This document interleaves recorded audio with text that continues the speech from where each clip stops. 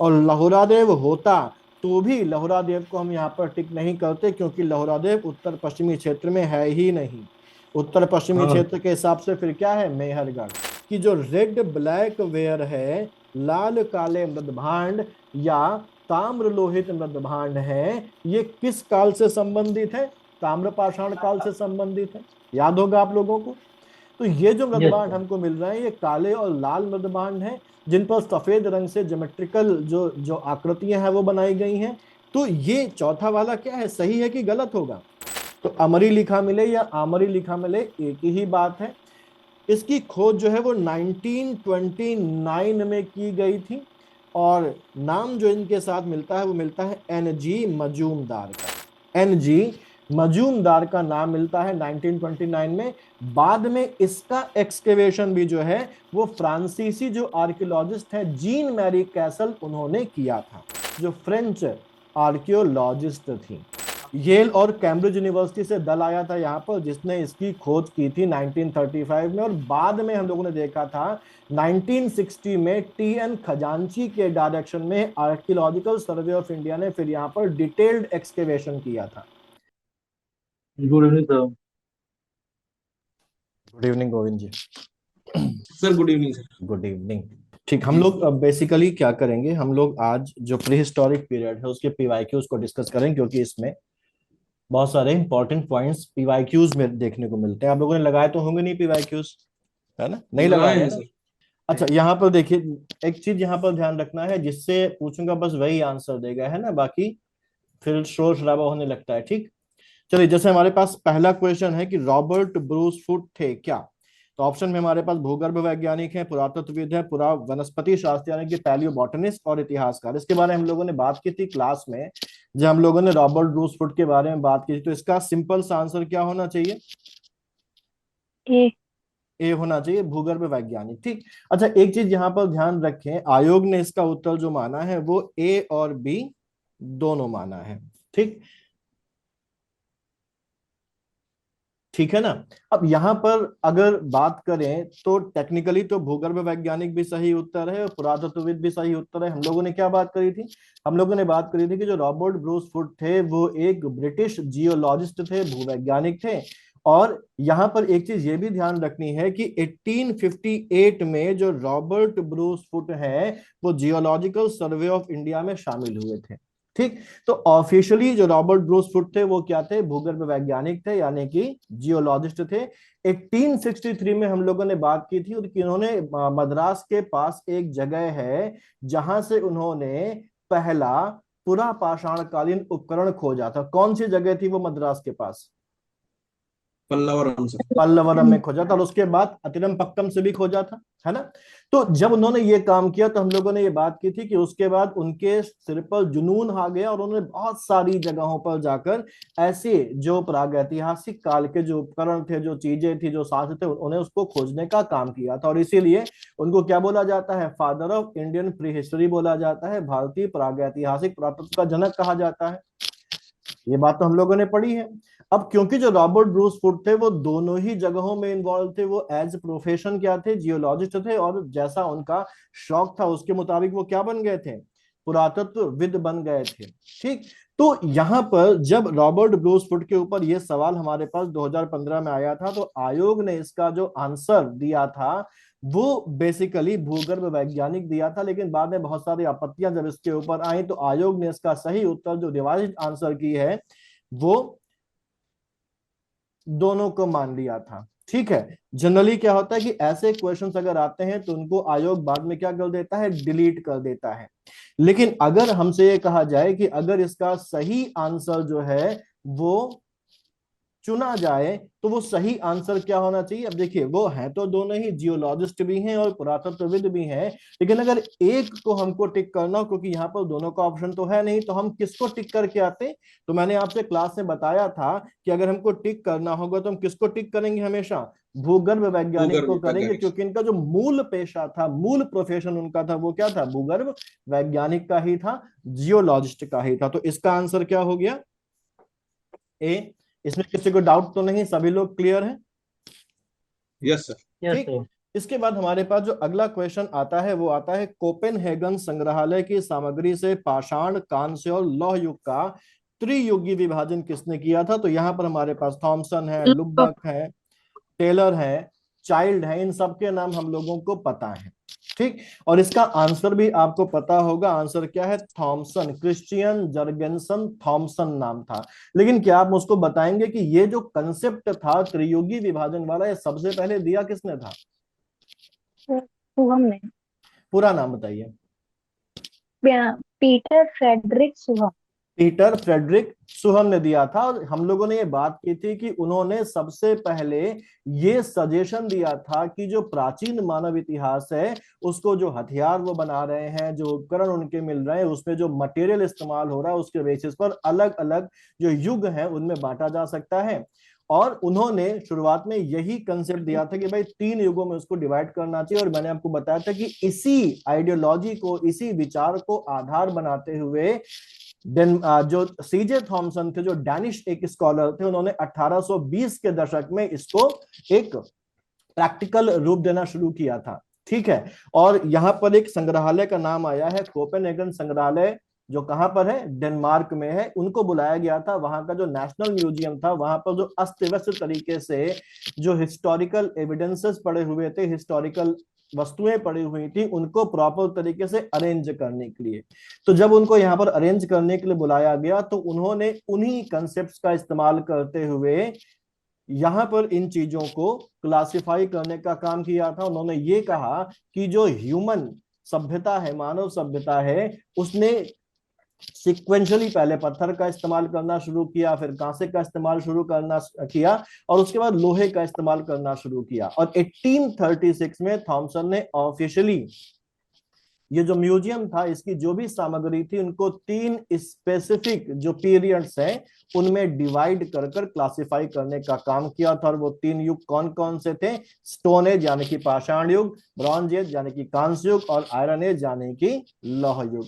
ठीक है, तो हमको ये ध्यान रखना है कि ये जो त्रियुगी विभाजन, इसका पहला विचार पीटर फ्रेडरिक सुहम ने दिया था, लेकिन इसको जो प्रतिपादन इसका किया वो सीजे थॉमसन ने किया था। समझ में आ गई बात? ये आप ऑफिशियल रूप से सर ना, ऑफिशियल रूप हाँ, से। ऑफिशियल रूप से। ये ठीक। बात क्लियर सर हो गई अगर है? इसमें सुहम का, अगर सर पीटर फ्रेडरिक सुहम का नाम होता तो प्रेफरेंस हम उनको देते ना हाँ, सर। अब देखिए पीटर फ्रेडरिक सुहम का कब लगाया जाएगा। ठीक, अगर सवाल ये आता है, 3 सिचुएशंस यहां पर ऐसी बन सकती हैं जब हमारा आंसर पीटर फ्रेडरिक सुहम होगा। कब होगा? पहली चीज, अगर क्वेश्चन में ये कहा गया हो कि जो इतिहास है उसमें त्रियुगी विभाजन का सबसे पहला आइडिया किसने दिया, या त्रियुगी विभाजन की सैद्धांतिक जो बैकग्राउंड है, सैद्धांतिक पृष्ठभूमि किसने तैयार करी, तब क्रिश्चियन जर्गेनसन थॉमसन का नाम होने के बावजूद भी हम किसका नाम पर टिक करेंगे? पीटर फ्रेडरिक सुहम के नाम पर टिक करेंगे। ये वाला पॉइंट क्लियर? कि सबसे पहले विचार तो उन्हीं ने दिया था। ठीक, अगर क्वेश्चन में दूसरा केस क्या है, अगर क्वेश्चन में म्यूजियम का जिक्र ना किया गया हो, या पुरातात्विक साक्ष्य जैसे शब्दों का इस्तेमाल ना किया हो, सैद्धांतिक आधार की बात करी गई हो कि सैद्धांतिक आधार पर, ठीक है, किसने यहां पर विभाजन को प्रपोज्ड किया, तो यहां पर भी ध्यान देना है, यहां पर भी आंसर हमारा क्या हो जाएगा? पीटर फ्रेडरिक सुहम हो जाएगा। ठीक है, क्लियर? कोई दिक्कत तो नहीं? दूसरी चीज, अगर वहां पर केवल पीटर फ्रेडरिक सुहम का ही नाम दिया हुआ है, सीजे थॉमसन का नाम नहीं दिया है, तो फिर तो हमको किसका नाम लगाना है? पीटर फ्रेडरिक सुहम का ही लगाना है। ठीक, तो कब पीटर फ्रेडरिक सुहम का हम लोग नाम वहां पर टिक करेंगे, और कब हम लोग नाम टिक करेंगे क्रिश्चियन जर्गेनसन थॉमसन का, इसमें मुझे उम्मीद है कि अब कोई कंफ्यूजन आपको नहीं होगा। Clear Pavan ji? Yes sir. ठीक, अच्छा, अगला हमारे पास जो है क्वेश्चन, वो हमारा क्वेश्चन आता है, भारतीय इतिहास के संदर्भ में अलेक्जेंडर री, AH Longhurst, Robert swell, James Burgess और वाल्टर इलियट किस गतिविधि से जुड़े हुए थे? ठीक, तीसरा क्वेश्चन है ये हमारा।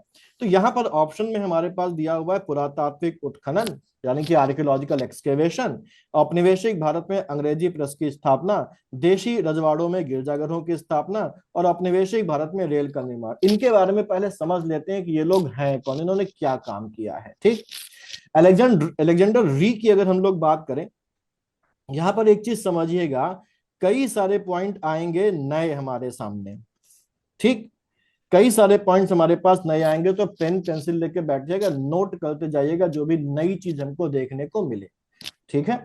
तो अलेक्जेंडर री की अगर हम लोग यहां पर बात करें, तो अलेक्जेंडर री जो है वो basically archaeological survey of India से जुड़े हुए एक व्यक्ति थे, और इन्होंने साउथ इंडिया में, कहां पर, साउथ इंडिया में जो आर्कियोलॉजिकल एक्सकेवेशंस हुए हैं, खास तौर से अमरावती और जो बुद्ध के रिलेटेड जो साइट्स पाई गई हैं साउथ इंडिया में, उनमें अलेक्जेंडर री का इन्वॉल्वमेंट है। यानी कि अलेक्जेंडर री का इन्वॉल्वमेंट जो है वो पुरातात्विक खनन यानी कि आर्कियोलॉजिकल एक्सकेवेशन से है। हालांकि प्री हिस्टोरिक पीरियड से रिलेटेड आर्कियोलॉजिकल एक्सकेवेशन से इनका जो संबंध है वो नहीं है, लेकिन फिर भी जुड़े किससे हैं ये, आर्कियोलॉजिकल एक्सकेवेशन यानी कि पुरातात्विक खुदाई से जुड़े हैं। तो अलेक्जेंडर री क्लियर, ठीक है। फिर अगला नाम है ए एच लॉन्गहर्स्ट का। ए एच लॉन्गहर्स्ट जो थे ये भी एएसआई यानी कि आर्कियोलॉजिकल सर्वे ऑफ इंडिया के एक अधिकारी थे। इन्होंने क्या खोज करी थी, इन्होंने बेसिकली अगर हम लोग खोज देखें तो विजयनगर जो साम्राज्य, इसको हम लोग आगे चलकर पढ़ेंगे, वहां पर हम्पी से उसके जो खंडहर मिले हैं वो, नागार्जुन कोंडा, साउथ इंडिया के जो पल्लव वास्तु, रुकिए एक सेकंड, साउथ इंडिया हाँ सर। साउथ इंडिया के जो पल्लव वास्तुकला है उसके एक्सकेवेशन और उसके डॉक्यूमेंटेशन में एएस लॉन्गहर्स्ट का इन्वॉल्वमेंट था। क्लियर। तो एएस लॉन्गहर्स्ट क्लियर, ये कौन थे, किसी को कोई डाउट इनमें? नहीं सर। ठीक। सर एक अगला बार ये लॉन्गेस्ट वाला क्लियर कर दीजिएगा। लॉन्गहर्स्ट बेसिकली अगर हम लोग देखें तो विजयनगर साम्राज्य, नागार्जुन कोंडा और साउथ इंडिया की जो पल्लव वास्तुकला है उसके एक्सकेवेशन और डॉक्यूमेंटेशन से रिलेटेड है। आर्कियोलॉजिकल सर्वे ऑफ इंडिया के ये भी ऑफिसर थे, ठीक है। ठीक है। फिर अगला है हमारा रॉबर्ट स्वेल, ठीक। रॉबर्ट स्वेल की अगर बात करें तो ये एक सिविल सर्वेंट थे। कहां के सिविल सर्वेंट थे, मद्रास प्रेसिडेंसी में ये एम्प्लॉयड थे। ये भी आर्कियोलॉजिकल एक्सप्लोरर थे। इन्होंने एक किताब भी लिखी है, उस किताब का नाम भी आपको ध्यान रखना है। रॉबर्ट स्वेल की किताब का नाम है अ फॉरगॉटन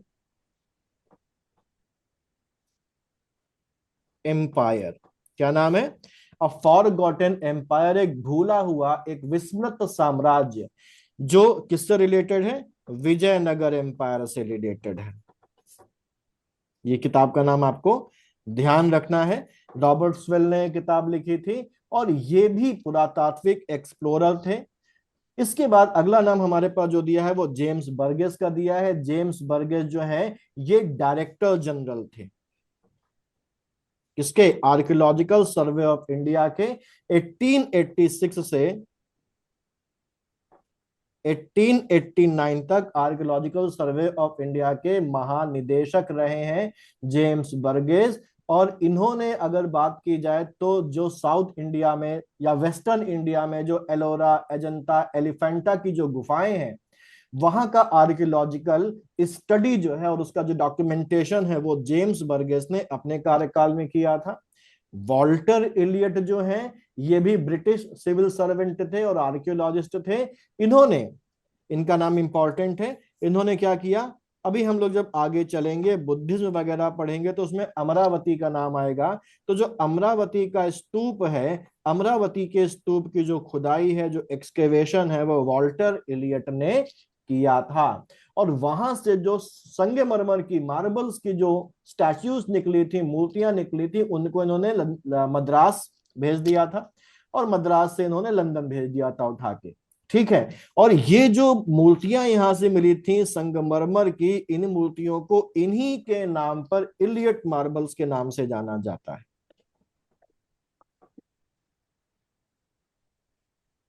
ठीक। तो ये सभी लोगों का काम क्या है ये क्लियर हुआ, आपको समझ में आ गया, ठीक है। तो ठीक, तो अब इतना हम लोग समझ गए, तो हमारे हिसाब से इसका जो सही आंसर होना चाहिए वो क्या होना चाहिए, ए। ए ए। होना चाहिए, ठीक। कोई दिक्कत तो नहीं इसमें कि ए नहीं होना चाहिए, नहीं तो कोई दिक्कत नहीं। ठीक। फिर हमारा जो अगला है वो है, उत्खनित प्रमाणों के अनुसार पशुपालन का प्रारंभ हुआ था। तो ये तो हम जानते हैं पशुपालन का प्रारंभ कब हुआ था। कोई बताएगा पशुपालन का प्रारंभ कब हुआ था? पढ़ा है कि नहीं पढ़ा है हम लोगों ने? नवपाषाण काल में। मध्य मध्यपाषाण, मध्य पाषाण काल में कब? उत्तरार्ध में ट्रांजिशन पीरियड में। उत्तरार्ध में सर। हाँ, अंतिम चरण में, लास्ट में, जब मध्य पाषाण काल खत्म हो रहा था और नवपाषाण काल शुरू हो रहा था। ये बताया है कि नहीं बताया है मैंने? बताइए। बताया है सर। बताया है। सर, ठीक। ट्रांजिशन सेक्टर में सर। हाँ, ट्रांजिशनल जो पीरियड था वहां पर। अब देखिए यहाँ पर पहला ऑप्शन तो है निचले पूर्व पाषाण काल में, मध्य पूर्व पाषाण काल में, ऊपरी एवं पाषाण काल में, और लास्ट में क्या लिखा है? डी, मध्य पाषाण काल में। तो सही ऑप्शन क्या होना चाहिए इसका? D sir. मध्यपाषाण। डी। ठीक।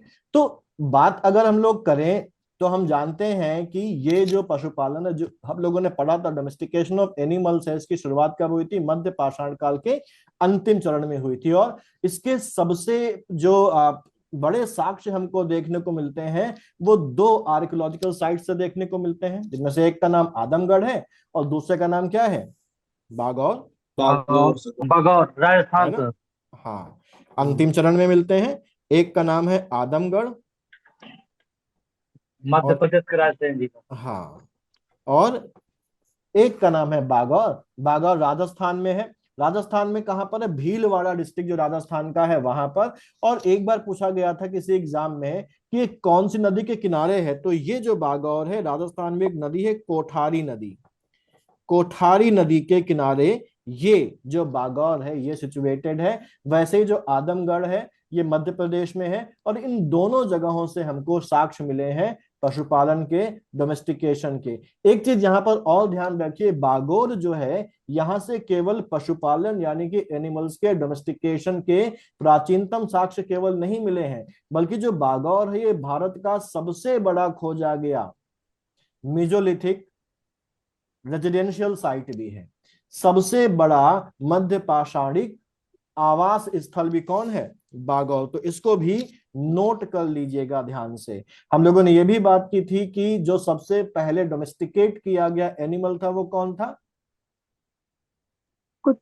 कुत्ता था, है ना? और कुत्ता क्यों किया होगा भाई? आदमी क्या था? हंटर और गैदरर था उस समय। तो उसको शिकार में सहायता करने के लिए कोई जानवर चाहिए रहा होगा, और शिकार में सहायता करने के लिए जानवर उसको मिला, वो कौन सा था? वो कुत्ता था। आसानी से डोमेस्टिकेट भी हो गया। ठीक। तो ये क्वेश्चन हो गया हमारा। कौन से नंबर का क्वेश्चन है ये? चौथा नंबर है सर। ठीक। फिर हमारा अगला आता है पांचवा। मध्य पाषाणिक प्रसंग में पशुपालन के प्रमाण जहां मिले वह स्थान कौन सा है? तो ये तो हम लोगों ने अभी डिस्कस ही किया, और इसका आदमगढ़। जवाब हमारे पास क्या होगा? आदमगढ़ होगा। आदमगढ़ नहीं होता तो बागौर हम लोग लगाते। ठीक। इसके बाद नेक्स्ट है हमारा, निम्नलिखित में से किस स्थल से हड्डी के उपकरण प्राप्त हुए हैं? छठा क्वेश्चन। तो हड्डी के उपकरण जो है अगर हम लोग बात करें तो हड्डी के उपकरण बहुत सारी जगहों से हमको मिले हैं, लेकिन यहाँ पर जो ऑप्शन है उसके बेसिस पर हमको यहाँ पर आंसर अगर देना है तो ये हम जवाब देंगे। देखिए यहाँ पर ये आंसर, फिर जो क्वेश्चन है ये फिर से डिस्प्यूटेड क्वेश्चन है, क्योंकि इसके जवाब जो होंगे वो दो होंगे, महदहा भी होगा और सराय नाहर राय भी होगा, है ना? पढ़ा है ना हम लोगों ने? ठीक। महदहा कहाँ है? महदहा उत्तर प्रदेश के प्रतापगढ़ डिस्ट्रिक्ट में है। ठीक। एक इंपॉर्टेंट मेजोलिथिक साइट है यहाँ ये, और बड़ी भारी मात्रा में हड्डी और सींग से बने यहाँ पर जो उपकरण है वो हमको मिले हैं। महदहा में हम लोगों ने बात की थी, एक स्लॉटर हाउस मिला था, एक बुचरी मिली थी। ठीक। तो वहां से हड्डी के उपकरण जो है वो बड़ी मात्रा में देखने को हमको मिले हैं। दूसरा है हमारा सराय नाहर राय। इसकी बात अगर हम लोग करें तो ये भी कहां पर है? ये भी प्रतापगढ़ डिस्ट्रिक्ट में ही है। और क्योंकि दोनों आसपास है, हम लोगों ने ये बात भी करी थी कि ये जो पीरियड है इस पीरियड में आसपास जो भी साइट्स हैं वहां से लगभग एक जैसे जो साक्ष्य है वो हमको देखने को मिले हैं। तो क्योंकि ये आसपास है तो यहां से भी हड्डी के उपकरण हमको मिले हैं। एक चीज और ध्यान रखिएगा, आपको तो यहाँ पर पता नहीं होगा कि ये डिस्प्यूटेड क्वेश्चन है, आप तो इनमें से एक ही उत्तर लगा के आएंगे क्योंकि यहाँ पर बोथ का ऑप्शन तो है नहीं। तो अगर आपसे मैं पूछूं कि अगर ये क्वेश्चन आपके एग्जाम में आया हुआ होता और आपसे कहा जाता कि महदहा और सराय नाहर राय दोनों है, एक में टिक करना है, तो किस में टिक करते? महदाह में सर, महदा में क्यों टिक करते हैं? क्योंकि यहाँ से ज्यादा मिले थे सर। हाँ, अगर हम महदाहा और सराय नाहर में कंपेयर करें तो महदाहा में जो हड्डी के उपकरण है वो कंपेरेटिवली ज्यादा मिले हैं, तो महदाहा को प्रायोरिटी देना ज्यादा सेफ हमारे लिए रहा होगा रहेगा। ठीक, वैसे आयोग ने इसका आंसर सी और डी जो है वो दोनों माना था। ठीक, तो यहाँ पर सी और डी दोनों है, लेकिन प्रेफर हमें किसे करना होगा? प्रेफर हम तो सी और डी दोनों में लगा नहीं सकते, हम तो एक ही में लगाएंगे, तो हम प्रेफर किस में करेंगे? हम प्रेफर करेंगे महदाहा में। क्लियर? इस क्वेश्चन में कोई डाउट? कोई डाउट नहीं। ठीक, फिर हमारे पास अगला है, हड्डी से निर्मित आभूषण भारत में मध्य पाषाण काल के संदर्भ में कहां से प्राप्त हुए हैं? तो यहां पर फिर से हड्डी से निर्मित आभूषण और उपकरणों की बात है। अब यहां पर फिर से अगर देखा जाए तो सेम क्वेश्चन हमारा एक तरीके से रिपीट हो गया है। यहां पर भी सराय नाहर राय भी है और महदाहा भी है। अब देखिए, पिछला जो क्वेश्चन हमारे पास था, वो पिछला क्वेश्चन जो था वो हमारा कब का था?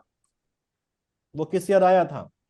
वो क्वेश्चन हमारा 2010 में आया था, और यही सेम गलती आयोग ने फिर से रिपीट कर दी कब? 2013 में। तो क्या लगता है, आयोग अपनी गलतियों से सीखता है? नहीं सीखता। जब एक बार वो दो आंसर दे चुका है तो वही चीज वो फिर से कर रहा है, तो वो अपनी गलतियों से नहीं सीखता, वो गलतियों को बार बार दोहराता है और उसका खामियाजा किसे भुगतना पड़ता है? हम लोगों को भुगतना पड़ता है। ठीक, खैर, तो इसका ऑप्शन क्या होगा? सराय नाहर रा और मादा। आयोग ने भी इसका जो ऑप्शन है वो ए और बी दोनों ही माना है। ठीक है, सर इसी जगह से कंकाल में, कान में कुंडल और गले में माला मिला था ना, यहाँ तो पर हाँ, महदाहा से मिला था। हाँ हाँ। बिल्कुल। यहाँ पर जो एक चीज और यहाँ पर ध्यान रखनी, महदाहा में जो कब्रें मिली हैं मेल और फीमेल्स की, उनके उनमें उनके साथ आभूषण भी मिले हैं, यानी कि उनको आभूषणों के साथ ही दफनाया गया था। ठीक, क्लियर? ठीक है सर। हाँ, फिर हमारे जब ये दोनों आंसर मानते हैं तो उसमें नंबर कैसे लोकेट करते हैं? नंबर अलोकेट क्या करें, जिसने ए लगाया उसको भी मिल जाएगा, जिसने बी लगाया उसको भी मिल जाएगा, सेम नंबर मिलेंगे। नंबर में डिफरेंस होता है जब क्वेश्चन डिलीट होगा। और कोई अगर सर अदर ऑप्शन लगाया तो उसका गलत अदर ही ऑप्शन तो होगा। गलत ही है, फिर तो वो उसमें नंबर कहाँ मिलेंगे? फिर तो नंबर लेगा आयोग आपसे, नेगेटिव ठीक है मार्किंग है ना। ठीक, जी सर। फिर हमारे पास अगला क्वेश्चन है, तो यहां पर भी वही बात ध्यान रखनी है हमको, महदाहा को ही प्रेफर करेंगे हम लोग। ठीक, फिर अगला क्वेश्चन हमारा, निम्नलिखित मध्य पाषाणिक स्थलों को भौगोलिक दृष्टि से पश्चिम से पूर्व के क्रम में व्यवस्थित हमें करना है। तो यहां पर अगर हमको इनकी लोकेशन पता है तो हम बड़ी आसानी से इनको पूर्व से पश्चिम की तरफ अरेंज कर सकते हैं। सॉरी, पश्चिम से पूर्व की तरफ हमको अरेंज करना है। तो यहां पर अगर हम लोग देखें तो महदाहा, महदाहा हम जानते हैं कहां पर है? प्रतापगढ़ में। महदाहा हमारा प्रतापगढ़ में है, और ए ये या सी होगा सर। अगर हम लोग देखें तो ये इन सब में वेस्टर्न मोस्ट है, सबसे पश्चिमी क्षेत्र है। यहाँ पर लेखैया जो है ये मिर्जापुर में है, जी सर। लेखैया मिर्जापुर में है हमारा। और इसके बाद अगर हम लोग देखें पैसरा, पैसरा बिहार में है। बिहार में एक जिला है मुंगेर, मुंगेर जिले में पैसरा। और वीर भानपुर हम लोग जानते हैं, अगर थोड़ा सा भी अवेयर है तो पश्चिम बंगाल में अभी चुनाव हुए थे तो वीर भानपुर का नाम वहां पर काफी ज्यादा उसमें था, तो वीर भानपुर है वेस्ट बंगाल में। तो अगर हम लोग देखें तो अगर हम वेस्ट से ईस्ट की तरफ चले तो सबसे पहले क्या आएगा? महदाहा आएगा प्रतापगढ़ में, फिर हमारे पास मिर्जापुर आएगा यानी कि लिखैया वाला आएगा, फिर बिहार आएगा पैसरा, और फिर हमारे पास वीर भानपुर, यानी कि हमारा जो सही सीक्वेंस होगा वो क्या होगा? 4 2 1 और 3। ठीक, देखिए किसी को शंका इसमें? नहीं सर, नो नहीं। सर। ठीक, सर हाँ जी। इस सर ये क्वेश्चन जब पढ़ रहे थे तो सर ये ख्याल आया था कि सर अगर कोई एक साइट जो है ना सर, भारत खंड की सर मिल जाए अगर उनकी ना, तो ये क्वेश्चन आ जाता है जनरली सर, और साइट्स को लेकर भी सर। देखिए, प्री में बेसिकली क्या होता है, जो मैचिंग के क्वेश्चंस होते हैं या अरेंज करने के क्वेश्चन होते हैं, अक्सर जो आयोग होता है उसमें मेजर आंसर, मेजर क्वेश्चन जो होते हैं वो इस तरीके से फ्रेम करता है कि अगर आपको एक पता है तो आप सबको पता लगा सकते हैं। है ना। जी ठीक, जी सर। एक पता है तो आप सबको पता लगा सकते हैं। ठीक, तो अगला हमारे पास जो है वो आता है, एक ही कब्र से 3 मानव कंकाल निकले हैं कहां से। तो यहां अगर हम लोग देखें तो हमारे पास ऑप्शन में है सराय नाहर राय, दमदमा, महदाहा और लंगनाज। ठीक, तो यहां देखा जाए अगर, तो दमदमा की बात हम लोग अगर करें तो दमदमा से हमको 41 शवाधान मिले हैं। ठीक, इन 41 शवाधानों में एक कब्र ऐसी है, एक शवाधान ऐसा जिसमें 3 कंकाल मिले हैं, 3 मानव कंकाल मिले, यानी कि ट्रिपल बरियल हमको यहां पर मिला है। ठीक, इसके अलावा यहां पर 5 कब्रें ऐसी मिली हैं जिसमें क्या मिला है, जिसमें युग्म शवाधान मिला है। युग्म शवाधान मतलब डबल बरियल। ठीक है, डबल बरियल यानी कि दो दो कंकालों वाली मिली हैं, 3 कंकाल एक कब्र में, 5 कंकालों में युग्म शवाधान हमको मिला है। तो इससे अगर हम लोग देखें तो आंसर हमारा क्या हो जाएगा, बी दमदमा हो जाएगा। ठीक है, ये अगर हम दमदमा की बात करें तो दमदमा कहां पर है, दमदमा भी प्रतापगढ़ में। प्रतापगढ़ में है। प्रतापगढ़ में एक तहसील है पट्टी तहसील, वहां पर ये है। और दमदमा का जो एक्सकेवेशन किया था, उत्खनन किया था, वो किया था वीडी मिश्रा ने। वीडी मिश्रा ने किया था, जे.एन. पाल और एम.सी. गुप्ता।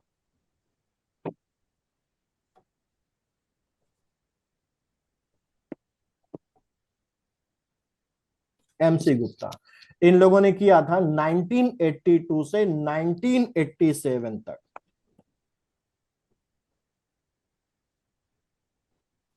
1982 से 1987 तक ये उत्खनन जो है ये चला था। अच्छा, सराय नाहर राय की बात अगर हम लोग करें तो सराय नाहर राय में एक ऐसी बड़ी कब्र मिली है, यहां पर एक कब्र मिली है जो कंपैरेटिवली बड़ी है, और यहां पर 4 मानव कंकाल थे। सराय नाहर राय की एक कब्र से 4 मानव कंकाल थे, और यहां पर ये ध्यान रखना है कि 4 मानव कंकाल जो है ये एक के ऊपर एक लिटाकर दफनाए गए थे, एक उसके ऊपर, और ऐसे पैरेलल में नहीं बल्कि एक के ऊपर एक वर्टिकली यहां पर दफनाए गए थे। ठीक, सराय नाहर राय की बात करें तो ये भी प्रतापगढ़ में है। और सराय नाहर राय का जो उत्खनन है, जो एक्सकेवेशन है, वो किसने किया था, बताया था मैंने, जी.आर. शर्मा ने। जी हाँ शर्मा। हाँ। जी.आर. शर्मा ने किया था, लेकिन खोज जो है इसकी जो है वो पहले हो गई थी, खोज की थी इसकी के.सी. ओझा ने। ठीक, तो सराय नाहरलाह की खोज किसने की थी, के.सी. ओझा ने की थी। 1968 में सराय नाहरलाह की खोज की गई थी। इसका जो एक्सकेवेशन है वो 1968 से 1969 तक मेनली शुरुआत में हुआ था। फिर हमारा महदाहा है। महदाहा से जनरली हमको जो मिला है वो डबल बरियर मिला है, यानी कि युग्म शवाधान हमको ज्यादा यहां से मिले हैं। ठीक, और युग्म में भी अब देखिए, युग्म में दो हो जाते हैं। एक युग्म में वो हो जाता है जहां पर मेल मेल फीमेल फीमेल लिटाए गए हैं, दफनाए गए हैं। और एक क्या होता है जहां पर एक मेल और एक फीमेल हो, तो युग्म शवाधान का वो हिस्सा जहां पर जो दो अपोजिट जेंडर के लोग दफनाए गए तो उसको क्या बोलते हैं, युगल शवाधान बोलते हैं। तो यहां पर युगल शवाधान है, यानी कि ट्रिपल और क्वाड्रिपल बरियल नहीं मिला है, जो मिला है वो युग्म शवाधान ही मिला है, इसके अलावा सिंगल मिला है। इसको ऐसे समझिए। अब तो ठीक है ना, अब ठीक है सर। ठीक है ना। तो मेरा कहने का मतलब है कि ट्रिपल नहीं मिला है, क्वाड्रिपल नहीं मिला, यानी कि 4 वाला और 3 वाला मिला ही नहीं। अगर मिला है तो वो कौन सा मिला है, डबल बरियल वाला मिला है। क्लियर। ठीक है सर। ठीक, सर ये सराय नाहर राय से आपने बताया ना कि वर्टिकली मिले हैं, हाँ सराय नाहर राय से 4 जो और 4 मिले हैं। हैं, हाँ 4 लोगों की ठीक जो है वो एक के ऊपर एक कंकाल मिले हैं। ठीक है, महदाह का एक्सकेवेशन किसने किया, जी.आर. शर्मा। जी.आर. शर्मा। और 2 नाम नोट कर लिए, जी.आर. शर्मा के साथ यहाँ पर वीडी मिश्रा और जे.एन. पाल भी हैं। इलाहाबाद यूनिवर्सिटी के थे ये लोग। और 1978 से 1979 तक महदाहा का जो है वो एक्सकेवेशन हुआ था। ठीक, तो अब ध्यान रखना है, 3 कंकाल कहां से, दमदमा से, 4 कंकाल कहां से, सराय नाहर राय से। ठीक, सर महदाह का उत्खनन भी ये तीनों बीडी मिश्रा हाँ, main G R Sharma, lead G R Sharma कर रहे थे, साथ में ये लोग भी थे। ठीक। सर तीसरा नाम क्या था? J N Pal. J BD N Mishra and J N. Pal. हाँ, VD Mishra and J N Pal. ठीक, आगे यस। चलें। ठीक है, फिर यस। हमारा है 10वां क्वेश्चन। खाद्यान्नों की कृषि सर्वप्रथम प्रारंभ हुई थी। तो जो सीरियल्स हैं उनकी खेती शुरू कब हुई? तो खेती की शुरुआत ही नवपाषाण काल में हुई है, तो बाकी 3 ऑप्शन तो बेकार हो गए। मध्य पाषाण काल बेकार हो गया, पुरा पाषाण काल बेकार हो गया, नवपाषाण काल हमारा होगा। न्यूलिथिक एज सबसे इंपॉर्टेंट जो स्टेज है वो ये है। और यहाँ पर सबसे पहले इंसान जो है वो प्रोड्यूसर, वो कंज्यूमर से क्या बन जाता है? प्रोड्यूसर बन जाता है, हम लोगों ने बात की थी, हाँ है ना। सर। यस उपभोक्ता सर। से किस में कन्वर्ट हो गया था? उत्पादक में कन्वर्ट हो गया था। और व्यवस्थित रूप से उसने जो खाद्यान्न है उनका जो कृषि है उसकी शुरुआत उसने करी थी। और साथ ही साथ एक चीज और यहाँ पर हो गई थी, क्योंकि कृषि की शुरुआत हो गई थी तो यहीं पर उसने क्या किया? स्थायी रूप से बस्तियां बसाकर रहना भी शुरू कर दिया था। तो सही उत्तर हमारा क्या होगा? नव पाषाण काल। क्लियर। फिर हमारे पास अगला क्वेश्चन है, भारत में मानव का सर्वप्रथम साक्ष्य कहां से मिलता है? बहुत डिटेल में हम लोगों ने इसको पढ़ा है। जी जी। ठीक। और हम लोगों ने ये भी देखा था कि मानव का जो सर्वप्रथम साक्ष्य है वो उसमें मिली क्या चीज थी? क्या चीज मिला था? सर खोपड़ी मिली थी। मानव खोपड़ी। मानव खोपड़ी मिली थी। किसकी खोपड़ी मिली थी? कौन सी प्रजाति थी? कौन सी स्पीशीज थी? ऑस्ट्रेलिया। कौन सी? इरेक्टस। बिल्कुल नहीं। होमो इरेक्टस। होमो इरेक्टस थी। उसको होमो नर्मदा, इरेक्टस के। हाँ, नर्मदा मैन का नाम हम लोगों ने देखा था कि दिया गया था। तो हम लोगों ने देखा था कि हथनौरा नाम की एक जगह है जहां से हमको होमो इरेक्टस की जो खोपड़ी है, जो स्कल है, उसका फॉसिल मिला था। और ये हथनौरा कहां पर? नर्मदा घाटी में है, मध्य प्रदेश में। और खोज किसने की थी? 1982 में जो खोज की थी वो की थी किसने? एच डी सांकलिया ने ना। अरुण सोनकिया। हाँ, अरुण सोनकिया। Very good. अरुण सोनकिया ने की थी 1982 में। अगर महीना भी ध्यान रखें तो दिसंबर 1982 में इसकी खोज की गई थी। अगला हमारे पास आ जाता है, प्रथम मानव जीवाश्म भारत की किस नदी घाटी से प्राप्त हुआ? रिपीटेड क्वेश्चन है इसमें। नर्मदा देखो, घाटी। नर्मदा नदी घाटी, तो नर्मदा। सही ऑप्शन क्या होगा? सी हो जाएगा। तो ये भी हमारा हो गया, इसमें तो कोई डिस्कस करने की जरूरत है नहीं, है क्या? No sir. ठीक। नहीं सर। फिर है, मानव द्वारा सर्वप्रथम प्रयुक्त अनाज कौन सा था? कौन सा अनाज था जिसका सबसे पहले मानव ने इस्तेमाल करना शुरू किया? अब एक चीज गेहूं। यहां पर ध्यान रखनी है कि ये जो बात की जा रही है इसमें ये नहीं लिखा हुआ है कि भारत में मानव ने। ये तो ग्लोबल क्वेश्चन हो गया ना। और यहां पर हमको ये ध्यान रखना है कि दुनिया के अलग अलग इलाकों में मानव जो है वो पाया जा रहा है। और अलग अलग इलाकों में अलग अलग समय में वो अलग अलग काम कर रहा है।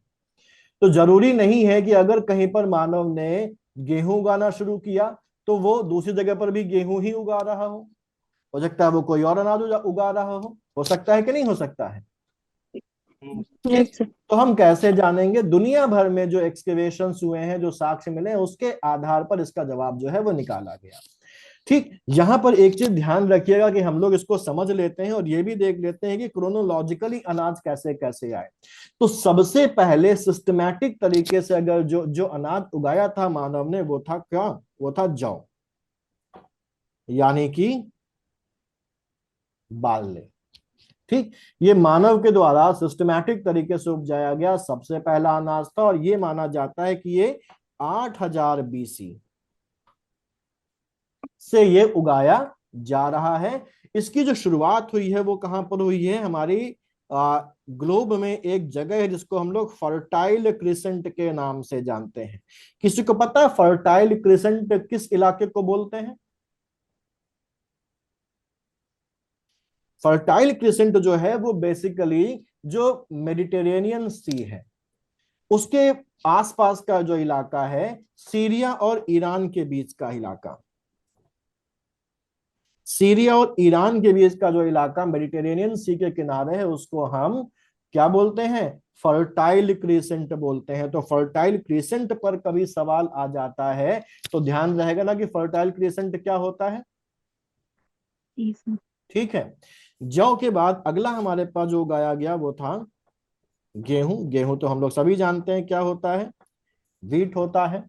और ये माना जाता है कि जौ के लगभग कंटेम्पररी पीरियड में जब जौ उगाया जा रहा था उसी समय लगभग या उससे थोड़ा सा बाद में गेहूं भी उगाया गया। तो इसका जो पीरियड है वो भी 8000 बीसी ही माना जाता है। लेकिन जौ और गेहूं में पहले क्या उगाया गया, तो इतिहासकार जौ को कहते हैं कि जौ थोड़ा सा गेहूं के पहले उगाया गया। तो सबसे पहले उगाया गया जौ, जौ के बाद क्या उगाया गया, गेहूं उगाया गया। और उसके बाद तीसरे नंबर पर हमारे पास आ जाता है चावल या धान। ठीक है। ये जो चावल या धान के उगाए जाने के साक्ष्य हमको मिले हैं वो मिले हैं चीन से। चीन में जब ज्योग्राफी पढ़ेंगे तो वहां पर यांगत्जे रिवर के बारे में पढ़ेंगे। तो जो यांगत्जे रिवर है उस यांगत्जे रिवर की घाटी में, यांगत्जे रिवर वैली में चावल के सबसे पहले उगाने के साक्ष्य हमको मिले हैं सर 7000। गेहूं का कहाँ से मिला है? गेहूं की अगर हम लोग बात करें तो गेहूं भी यही फर्टाइल क्रिसेंट के आसपास के लोगों ने शुरुआत की थी, तो यही सेम यहां पर भी आ जाता है।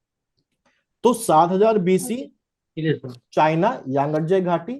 और चौथा हमारे पास आ जाता है मक्का नंबर 4 पर, मक्का यानी कि मेज। ठीक है। ये बेसिकली बहुत बाद में उगाया गया 6000 बीसी में। ठीक। और ये उगाया गया, इसके साक्ष्य हमको मिले हैं मैक्सिको, सेंट्रल अमेरिका का जो रीजन है। ये सेंट्रल अमेरिका की जब हम लोग बात करें तो अमेरिका कॉन्टिनेंट की बात हो रही है, नॉर्थ अमेरिका कॉन्टिनेंट में सेंट्रल अमेरिका जो हमारे पास मैक्सिको के आसपास का इलाका है वहां पर ये उगाया गया। 6000 बीसी के आसपास के साक्ष्य हमको इसके मिलते हैं। इंडिया में ये बहुत बाद में आया। ठीक। हम लोग मक्का की बात करते हैं, मक्का इंडिया का नेटिव नहीं है। मक्का इंडिया में कौन लेके आया था, पुर्तगाली इंडिया में मक्का लेके आया, तो उसके पहले हम लोग मक्का नहीं जानते थे।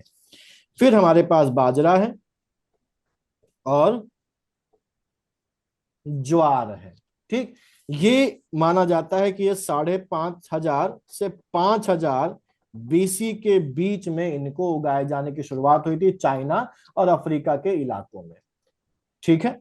तो ये सबसे पहले उगाया गया अनाज हम लोग जान चुके, इनका क्रोनोलॉजिकल ऑर्डर जान चुके। तो अगर कभी एग्जाम में ये आ जाता है कि इनको इनके उपयोग या इनके उगाए जाने के साक्ष्यों के आधार पर क्रमानुसार मिलाएं तो वो हम लोग कर लेंगे। हम लोगों ने इनकी सबसे पहले इनका जो वो है वो कहां पर हुआ, चाइना में हुआ, फर्टाइल क्रिसेंट में हुआ ये भी। तो अगर इनका प्लेसेस के साथ मिलान करने के लिए आता है तो वो भी अब कर लेंगे कि नहीं कर लेंगे? कर लेंगे। ठीक है ना। सर बाजरा कहाँ उगाया थे गया था? बाजरा की अगर हम लोग बात करें तो ये चाइना और जो हमारा सेंट्रल अफ्रीका के आसपास का इलाका है वहां पर इसके साक्ष्य हमको देखने को मिलते हैं। ठीक है, क्लियर पवन जी? जी फिर जी सर। यस। हमारा आता है भारतीय उपमहाद्वीप में कृषि के प्राचीनतम साक्ष्य प्राप्त हुए हैं। तो भारतीय उपमहाद्वीप में कृषि के प्राचीनतम साक्ष्य कहां से प्राप्त हुए? आंख बंद करके भी आप लोग आंसर दे देंगे, मेहरगढ़ है ना। लौरा देव। नहीं सर, लहुरा दे। हाँ, 8 या 9 बीसी में मेहर लहुरा दे मिलते। मेहरगढ़ तो उधर है सर, मेहरगढ़ कब राजस्थान में लगाएंगे पड़ेगा। भाई? अरे सवाल क्या है जब लौरा भारतीय देव ना हो। एक second, sorry sorry sir, sorry. क्या हाँ हाँ, समझ गए। मेरा नहीं सर। एक सेकंड, गोविंद जी से बात कर लूं। सवाल क्या है गोविंद जी? उप महाद्वीप में मेहरगढ़ भी आएगा सर जी, लहुरा दे तो हम लहुरा दे पर टिक करेंगे सर। हाँ ठीक, ये ध्यान रखना आठ है, या 9 या 20 भारत और हाँ सर। भारतीय उपमहाद्वीप में अंतर है। लेकिन आंसर हमारा सेम होगा, लौहरादेव। जब लौहरादेव नहीं होगा तो हम लगाएंगे मेहरगढ़। ओके, ठीक है। ओके। ठीक। कृषि के प्राचीनतम साक्ष्यों की बात करें हम लोग तो संत कबीर नगर से मिले हैं। जो कृषि के साक्ष्य हमको सबसे पुराने मिले हैं वो हम लोगों ने देखा लौहरादेव, उसका पीरियड भी हम लोगों ने देखा था। ठीक। लेकिन लहुरा देव की जब जानकारी हमको मिली है उसके पहले क्या माना जाता था? मेहरगढ़ माना जाता था, जहां पर गेहूं और जौ के जो एविडेंसेस है वो हमको देखने को मिले हैं। ओके। अब यहाँ जी। पर एक एक सर हमारे लहुरा लहुरा देव से जो किस किस साक्ष्य मिले थे, तो चावल के ही मिले थे सर ना? इसको मैं क्लियर कर दूंगा अभी थोड़ी देर में, मैं इसको बताता हूँ अभी थोड़ी देर में। हम लोग यहाँ पर एक टर्म की बात कर ले, टोकवा। ये एक नई चीज आई है, टोकवा। ठीक, इसके बाद हम लोग बात करते हैं। ठीक, टोकवा ये एक नया साइट हमारे पास है, अभी तक हम लोगों ने इसको नहीं देखा था। टोकवा कहां पर है? यूपी में है।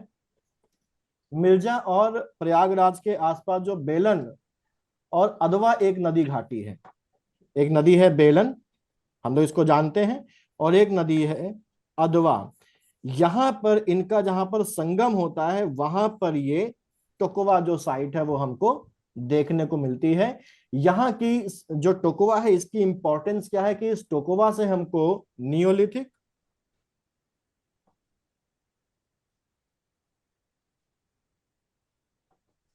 और चाल्कोलिथिक दोनों ही पीरियड्स के एविडेंसेस देखने को मिलते हैं। यहां से हमको कृषि और पशुपालन के भी साक्ष्य मिलते हैं। साथ ही साथ जो गोल आकार की झोपड़ियां जिसको मैंने बताया था कि बहुत सारी जगहों से मिली हैं, उसके साक्ष्य भी यहां से मिलते हैं। और बहुत बड़ी मात्रा में पॉटरी हमको जो है वो टोकवा से मिली है। इसकी जो उत्खनन है टोकवा का वो किसने किया था? वीडी मिश्रा ने किया था। उत्खनन किसने किया था? वीडी मिश्रा ने किया था। अब यहाँ पर ये जो कंफ्यूजन हो रहा है तो हम लोग उसको डिस्कस कर लेते हैं। यहाँ पर मैंने आपको ये बताया कि लहुरा देव की खोज होने से पहले इंडियन सब कॉन्टिनेंट में कृषि का सबसे प्राचीनतम साक्ष्य किसको माना जाता था? मेहरगढ़ को माना जाता था, जहां पर 7000 बीसी के आसपास के गेहूं के और जौ के जो प्रमाण है वो मिले हैं। क्लियर? चावल के भी जो प्राचीनतम साक्ष्य है वो हम लोग किसको मानते थे? कोल्डिहवा के मानते थे। किसके मानते थे?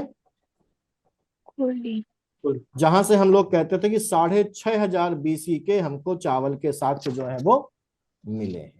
ठीक, ये हम लोग मानते थे। फिर लहुरा देव की खोज हुई। लहुरा देव की खोज कब हुई ये भी हम लोगों ने बात की थी। और यहां पर हम लोगों ने बात की थी कि जो लहुरा देव है,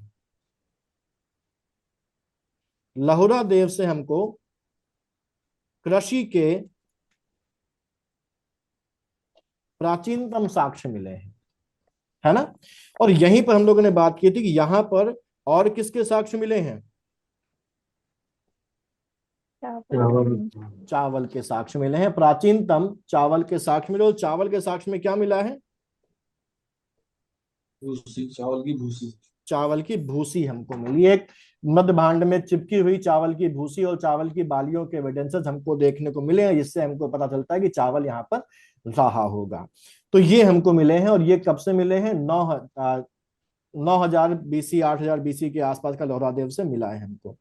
तो ऑप्शन तो हमारा लहुरा देव है। तो अभी जो कंफ्यूजन हो गया था वो क्लियर हो गया ना आप लोगों को कि हम किस में लगाएंगे?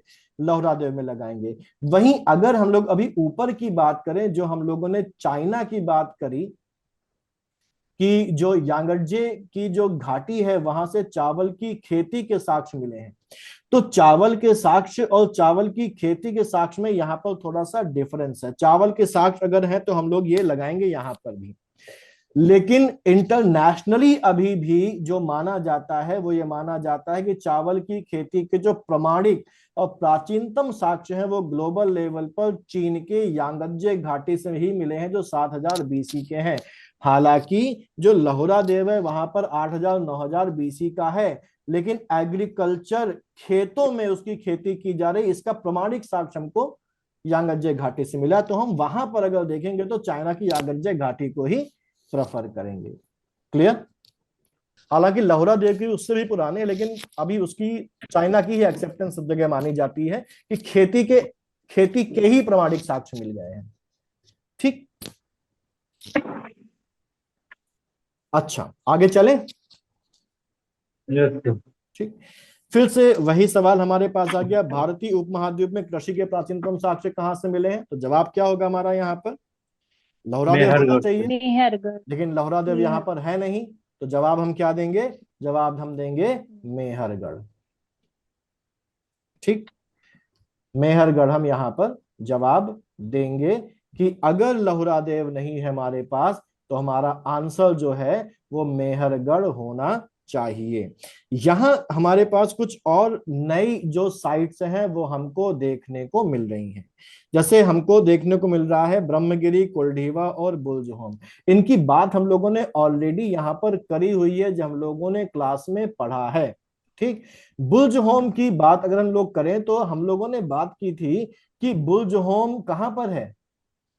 जम्मू कश्मीर में, जम्मू कश्मीर। जम्मू कश्मीर में कश्मीर। है। और बुर्ज होम का जो एक्सकेवेशन है वो किसने किया था? एसडी टेरा और पीटी हाँ, थॉमस पैटरसन, है ना, टेक। टीटी पैटरसन 1935 में। ये कहाँ के लोग थे? येले अमेरिका यूनिवर्सिटी। के थे। येल और कैम्ब्रिज यूनिवर्सिटी से दल आया था यहाँ पर, जिसने इसकी खोज की थी 1935 में। और बाद में हम लोगों ने देखा था 1960 में टी.एन. खजांची के डायरेक्शन में आर्कियोलॉजिकल सर्वे ऑफ इंडिया ने फिर यहाँ पर डिटेल्ड एक्सकेवेशन किया था, है ना, याद है ना? ठीक। और बुर्ज होम जो है, अगर हम लोग देखें तो ये नियोलिथिक पीरियड से संबंधित। और यहाँ की सबसे इंपॉर्टेंट चीज क्या है कि जो पिट हाउसेस मिले हैं, गलत आवास मिले हैं, वो हमको बुर्ज होम से मिले हैं। गलत आवास एक और पड़ोस की जगह से भी मिले हैं, जो कि कौन सी है? गुफ कराल है। और यहाँ बुर्ज होम में हम लोगों ने एक चीज और देखी थी कि कब्र में मानव कंकाल के साथ कुत्ते को दफनाए जाने के साक्ष्य भी हमको देखने को मिले हैं बुर्ज होम से। याद है ना ये? Yes sir. ठीक। फिर हमारे पास अगला आ जाता है ब्रह्मगिरी। ठीक, ठीक है। ब्रह्मगिरी के बारे में बताइए, क्या है ब्रह्मगिरी में? कहां पर है ब्रह्मगिरी? साउथ इंडिया में सर। साउथ इंडिया में सर, नौ साउथ पताल काल के साथ यहाँ। हाँ, साउथ नौ इंडिया, पताल के साथ। कर्नाटका में। साउथ इंडिया में कहां पर? कर्नाटका, चित्रदुर्ग में। हाँ, चित्रदुर्ग में। संगम कल्लू के पास। संगन कल्लू कहां से आ गया? संगम कल्लू के पास। हाँ, सच। अरे भाई, संगन कल्लू कहां से आ गया? कर्नाटक में चित्रदुर्ग एक जिला है, वहां से हमको देखने को मिला है। एक सेकंड रुकिएगा प्लीज, है ना, कॉल। सर इसी में से महापसाड़ी गिरते हैं। हाँ, महापाषाणिक स्थल के साक्ष्य भी हमको यहाँ से देखने को मिले हैं। महापाषाणिक स्थल हम लोगों ने पढ़ा है। महापाषाणिक स्थल क्या था, कोई बताएगा? Yes yes sir. सर। यहाँ यहाँ सब मृतकों को दफनाकर उसके चारों ओर मतलब भारी भारी पत्थर रख दिए जाते थे, और भारी उस भारी, कल्चर को ही हम। हाँ, ठीक। और एक बात मैंने आपको और बताई थी कि ये जो महापाषाणिक है, ये लंबे समय तक कई सारी सभ्यताओं के पैरेलल में चलती रही है ना? ठीक। तो यहां से बिल्कुल सही बात आपने कही कि ब्रह्मगिरी से हमको जो मेगालिथिक कल्चर है वहां के साक्ष्य भी देखने को मिले हैं। कर्नाटक के चित्रदुर्ग में है। और ब्रह्मगिरी का जो एक्सकेवेशन है, किसने किया था? इसका एक्सकेवेशन 1947 में किया था। किसने?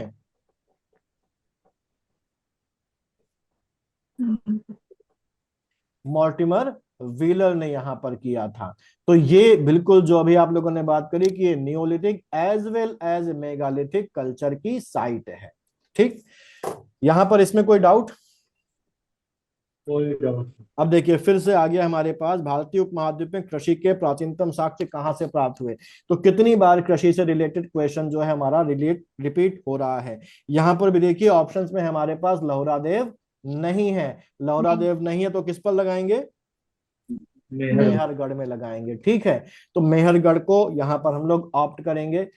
फिर यहां पर अगर हम लोग देखें तो लोथल का नाम आया है। लोथल हम लोग अगर अभी आगे चलेंगे, जब हड़प्पा सिविलाइजेशन पढ़ेंगे तो हम लोग देखेंगे कि हड़प्पा सिविलाइजेशन की एक साइट है जो गुजरात में है। लोथल किस नदी के किनारे है? भगवान। नदी की। भोगवा नदी के किनारे है लोथल।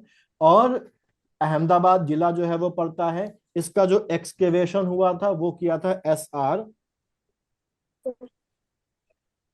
राव ने। और ये एक्सकेवेशन जो हुआ था वो 1954-55 में हुआ था। 1954-55 में हुआ था। इसकी जो इंपॉर्टेंस है, जो महत्व है, वो हम लोग जब इंडस वैली सिविलाइजेशन पढ़ेंगे तब वहां पर देखेंगे। ठीक, हड़प्पा भी इंडस वैली सिविलाइजेशन की एक मॉडल साइट है। ये कहां पर है? पाकिस्तान में है। रावी नदी के, हिंदुस्तान में रावी नदी के किनारे। रावी नदी के किनारे है। और पाकिस्तान में बेसिकली अगर हम लोग बात करें तो पाकिस्तान का जो पंजाब प्रांत है वहां पर हमारे पास है जिला जो है वो हमारे पास साहिवाल जिला है। इसको पहले मोंटगोमरी जिले के नाम से जाना जाता था। इसका जो एक्सकेवेशन किया है वो किया है दयाराम साहनी ने। हाँ, हालांकि बहुत सारे लोगों के नाम आएंगे यहाँ पर, हम लोग उसको जब इंडस वैली सिविलाइजेशन पढ़ेंगे तो हम लोग बात करेंगे उसकी। ठीक, फिर एक नाम आता है मुंडी गाक। ये नया नाम है मुंडी गाक। मुंडी गाक बेसिकली अगर हम लोग देखें तो अफगानिस्तान में है। इन जो नए नाम मिल रहे हैं ना, इनकी नोटिंग करते जाइएगा। पीवाईक्यू का ऑब्जेक्टिव यही है। अफगानिस्तान अफगानिस्तान के कंदहार में। मुंडी गाक है। इसका एक्सकेवेशन किया था वो फ्रांस के एक आर्कियोलॉजिस्ट थे जिनका नाम था Jean Marie Casal. French archaeologist थे जीन मैरी कैसल। ठीक, 1951 58 में इसका एक्सकेवेशन किया था। मुंडी गाक के बारे में भी ध्यान रख लीजिए कि जो मुंडी गाक है ये बेसिकली चालकोलिथिक यानी कि ताम्र पाषाणकालीन और ब्रॉन्ज एज का ये एक साइट है। ठीक, और मुंडी गाक जो है ये भी, क्योंकि देखिए ब्रॉन्ज एज का साइट है, ब्रॉन्ज एज में कौन सी सभ्यता है? सिंधु घाटी सभ्यता, बिल्कुल सिंधु घाटी सभ्यता है। और मुंडी गाक और शौतुगाई हम लोग आगे चल के देखेंगे, ये दोनों आसपास के इलाके हैं और दोनों ही हड़प्पा सिविलाइजेशन की साइट्स हैं। ठीक है, क्लियर। फिर नेक्स्ट है हमारा नवपाषाण युग में भारतीय उपमहाद्वीप के उत्तर पश्चिमी क्षेत्र में निम्नलिखित में से किस स्थान पर कृषि के अभ्युदय के प्रारंभिक प्रमाण प्राप्त होते हैं? तो नवपाषाण काल भारतीय उपमहाद्वीप की बात हो रही है और उत्तर पश्चिमी क्षेत्र की बात हो रही है। जो उत्तर पश्चिमी क्षेत्र है केवल आपको कंफ्यूज करने के लिए लिखा हुआ है, लैंग्वेज को थोड़ा और स्पेसिफिक बना दिया गया है। नॉर्थ वेस्टर्न रीजन की बात कर दी गई है। नॉर्थ वेस्टर्न रीजन हमारे पास कौन सा है? वही पाकिस्तान के बलूचिस्तान के आसपास का इलाका। वहां पर एक दर्रे का नाम मैंने लिया था, वो दर्रा कौन सा है? दर्रा या घाटी, बोलन वैली है ना, बोलन दर्रा, बोलन वैली। ठीक, और यहां अगर देखें तो उत्तर पश्चिमी क्षेत्र की बात अगर कही जा रही तो यहां पर अगर ऑप्शन मान लीजिए लहुरा देव होता, लहुरा देव भी होता तो हम किसको टिक करते? तो कभी नगर मेहरगढ़ को ही टिक करेंगे। हाँ, क्यों? क्योंकि स्पेसिफिकली बोला गया उत्तर पश्चिमी क्षेत्र, और लहुरादेव होता तो भी लहुरादेव को हम यहाँ पर टिक नहीं करते क्योंकि लहुरादेव उत्तर पश्चिमी क्षेत्र में है ही नहीं। उत्तर पश्चिमी क्षेत्र के हिसाब से फिर क्या है? मेहरगढ़। तो ये कंफ्यूज करने के लिए आपको दिया गया है यहाँ पर बहुत से लोग अगर लहुरादेव होता तो कंफ्यूज भी हो जाते, लेकिन आप लोग नहीं होंगे। ठीक है, समझ में आ गई बात? क्योंकि एक ज्योग्राफिकल कंडीशन यहां पर डाल दी गई, उसकी वजह से लहुरादेव एलिमिनेट हो जाएगा। ठीक है, तो सही जवाब हमारा यहां पर होगा मेहरगढ़। कुछ नए नाम हमको यहां पर मिलते हैं। मुंडी गाक तो हम लोग पढ़ चुके हैं, मेहरगढ़ हमको पता ही है। दम्ब सादात एक नाम आया है। दम्ब सादात कहां पर है? ये दम्ब सादात भी बलूचिस्तान में है। बलूचिस्तान मतलब पाकिस्तान में है। और यहां पर एक घाटी है जिसका नाम है क्वेटा वैली। ये बोलन वैली में नहीं, ये क्वेटा घाटी में है। और ये भी एक Chalcolithic plus bronze age site है, यानी कि ताम्रपाषाणिक और कांस्य युगीन जो साइट है। और यहां पर भी हमको, क्योंकि कांस्य युगीन है, ब्रॉन्ज एज वाली है, तो हमको किसके एविडेंसेस मिलेंगे? हड़प्पा सिविलाइजेशन के एविडेंसेस मिलेंगे। और हड़प्पा में यहाँ पर जो प्री हड़प्पन है, हड़प्पा काल का शुरुआती काल है, वहां के हमको एविडेंसेस देखने को मिलते हैं। यहाँ पर स्पेसिफिक टाइप के पॉटरी मिली है, एक स्पेसिफिक टाइप की पॉटरी मिली है जिसको क्वेटा मृदभांड या क्वेटा पॉटरी के नाम से जाना जाता है। ठीक है, क्लियर। फिर हमारे पास है बालाकोट। बालाकोट की अगर हम लोग बात करें तो ये भी कहां पर? ये भी बलूचिस्तान में है, बलूचिस्तान रीजन में है पाकिस्तान के। ये अरब सागर के तट पर है और ये एक नदी है वहां पर, विंदर नदी। विंदर नदी के तट पर ये है। बालाकोट का जो एक्सकेवेशन है वो किया था जॉर्ज एफ डेल्स ने। किसने? जॉर्ज एफ डेल्स ने। ध्यान रखिए, ये एग्जाम में आए हुए साइट्स हैं तो इनको पूछा जा सकता है कभी भी स्पेसिफिकली। क्लियर है? तो इनके हमको पता होने चाहिए। बालाकोट जॉर्ज एफ डेल्स है, 1973 से 1976 के बीच में इसका एक्सकेवेशन हुआ था। बालाकोट जो है ये भी इंडस वैली सिविलाइजेशन का एक साइट है इंपॉर्टेंट, और क्योंकि ये समुद्र के तट पर है तो ये भी एक बंदरगाह नगर था, ये भी एक पोर्ट सिटी थी।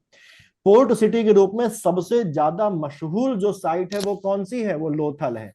लेकिन लोथल अकेली पोर्ट साइट नहीं है इंडस वैली सिविलाइजेशन की, बालाकोट भी एक पोर्ट सिटी है, पोर्ट साइट थी। और जैसे लोथल में हमारे पास सीप उद्योग मिलता है, हम लोग पढ़ेंगे चल के आगे, वैसे ही बालाकोट में भी सीप इंडस्ट्री यानी कि शेल इंडस्ट्री हमको देखने को मिलती है। और यहां से भी लोथल की तरह सीप यानी कि शेल से आभूषण बनाने के कारखानों के प्रमाण मिले हैं। ठीक है, क्लियर? कोई डाउट तो नहीं? ठीक। एक और नाम हमारे पास आया यहाँ पर, अमरी। अमरी जो है ये भी पाकिस्तान में है, लेकिन ये पाकिस्तान के सिंध रीजन में है। ठीक है, मोहनजोदाड़ो के साउथ में अमरी पड़ता है, यहाँ पर इसको अमरी भी बोलते हैं, कहीं कहीं आपको आमरी लिखा भी मिल जाएगा। तो अमरी लिखा मिले या आमरी लिखा मिले एक ही बात है। इसकी खोज जो है वो 1929 में की गई थी, और नाम जो इनके साथ मिलता है वो मिलता है एनजी मजूमदार का। एनजी मजूमदार का नाम मिलता है 1929 में। बाद में इसका एक्सकेवेशन भी जो है वो फ्रांसीसी जो आर्कियोलॉजिस्ट है जीन मैरी कैसल उन्होंने किया था। बाद में एक्सकेवेशन किसने किया? जीन मैरी कैसल ने किया, जो फ्रेंच आर्कियोलॉजिस्ट थी। ठीक, यहां से हमको एक एक कल्चर के प्रूफ मिलते हैं जिनको आमरी कल्चर के नाम से भी जाना जाता है। ठीक, यहां से हमको 12 सिंघे के जो एविडेंसेस हैं वो भी देखने को मिले हैं, नोट कर लीजिएगा। आमरी से 12 सिंघे के एविडेंसेस भी देखने को मिले हैं। और ये जो आमरी है ये एक ऐसी साइट है जहां से इतिहासकारों को ये पक्के एविडेंसेस मिलते हैं कि क्या प्रोसेस रहा होगा, किस तरीके से जो रूरल जो बस्तियां थी शुरुआत में वो धीमे धीमे हड़प्पा की जो नगरीय स्वरूप है उसमें कन्वर्ट हुई हैं। कहां से? आमरी से। तो आमरी एक इंपॉर्टेंट साइट है। ठीक, क्लियर? सर बालाकोट का वो खोज किस ईयर में हुआ था सर? बालाकोट का एक्सकेवेशन जो है वो हमारा जो है वो किया था जॉर्ज एफ डेल्स ने, तो मैंने आपको बताया। ठीक, इसका जो इसका जो एक्सकेवेशन है वो 1973 से 1976 के बीच में है, तो वह 1973 के आसपास का समय मान लीजिए। क्लियर? सर वो आभूषण शैल वाले यहीं से? हाँ, बालाकोट से ही। ठीक, फिर हमारे पास आगे चले ना। ठीक, अब अगला है हमारा, भारत में पशुपालन एवं कृषि के प्राचीनतम साक्ष्य जो हैं वो कहां से प्राप्त हुए हैं। अब यहां पर मान लीजिए ई में लहुरा देव होता तो हम क्या लगाते? क्या लगाते? लहुरा देव लगाते। लेकिन यहां पर लहुरा देव तो है नहीं, और पूछा गया है भारत। लेकिन इनमें अगर हम लोग देखें तो सभी चीजें कहाँ की हैं? पाकिस्तान की हैं। तो कभी कभी कुछ चीजें जो हैं वो बिटवीन लाइंस होती हैं। यहाँ पर भारत का जब लिखा हुआ है तो हम यहाँ पर भारतीय उपमहाद्वीप इसको समझेंगे। ठीक है, हाँ लहुरा देव होता तो हम वो लगा देते। ठीक, तो इसमें जो आंसर होगा वो क्या होना चाहिए हमारे हिसाब से? मेहरगढ़ ही होना चाहिए, डी ही होना चाहिए। ठीक, दूसरी चीज यहाँ पर केवल कृषि नहीं पूछा गया है, पशुपालन भी पूछा गया है। ठीक, तो दोनों का ही जवाब जो है वो हमारा मेहरगढ़ ही हो जाएगा, क्योंकि कृषि और पशुपालन लगभग साथ साथ या आगे पीछे देखने को मेहरगढ़ से हमको मिलते हैं। ठीक, तो जवाब मेहरगढ़ ही है। यहां पर अगर हम लोग देखें तो दम्ब सादात हम जान चुके हैं कहां पर है इसके बारे में। अंजिरा एक नाम मिलता है हमको, और किले गुल मोहम्मद एक नाम मिलता है। अंजिरा जो है ये बलूचिस्तान में है। अंजिरा जो है ये बलूचिस्तान में है, पाकिस्तान में। कहां पर? सूरब घाटी है वहां पर एक। ठीक है, सुरब घाटी में है ये, पाकिस्तान में। यहां से हमको प्री हिस्टोरिक और चालकोलिथिक दोनों ही पीरियड्स के एविडेंसेस देखने को मिलते हैं। ठीक है, अंजिरा से। अगला एक नाम यहां पर और हमको नया मिला है, किले गुल मोहम्मद। ये भी बलूचिस्तान में है।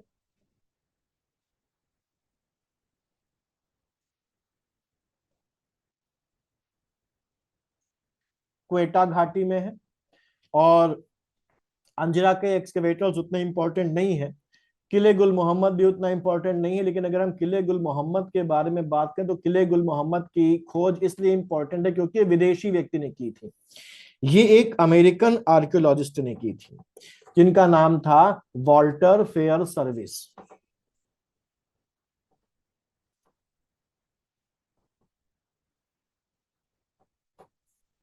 वॉल्टर फेयर सर्विस ने किया था यहां पर। ठीक, क्लियर? ठीक है, कोई डाउट? हम कर लेते हैं। आगे चलते हैं। अगला है हमारे पास, उत्तर प्रदेश की सांस्कृतिक विरासत के संदर्भ में निम्नलिखित कथनों में से कौन सा या कौन से कथन सही है या सही है, यानी कि एक या एक से ज्यादा भी सही हो सकते हैं। समझिएगा इनको। पहला हमारे पास जो कथन है वो ये है कि इस प्रदेश के अनेक उत्खनित पुरास्थलों से वैश्विक संदर्भ में कृषि के प्राचीनतम प्रमाण प्राप्त हुए हैं। ग्लोबली एग्रीकल्चर के प्राचीनतम प्रमाण जो हैं वो उत्तर प्रदेश से प्राप्त हुए हैं, पहला ये कह रहा है। दूसरा कह रहा है कि प्राचीनतम प्राप्त कृषि अन्न जो है वो जौ और धान है। ये किसके कंटेक्स्ट में बात की जा रही है?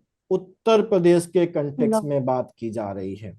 ठीक है, अब नीचे दिए गए कूट का प्रयोग करके सही उत्तर का हमको चयन करना है। ऑप्शन में केवल एक, केवल दो, एक और दो दोनों, और ना तो एक ना ही दो है।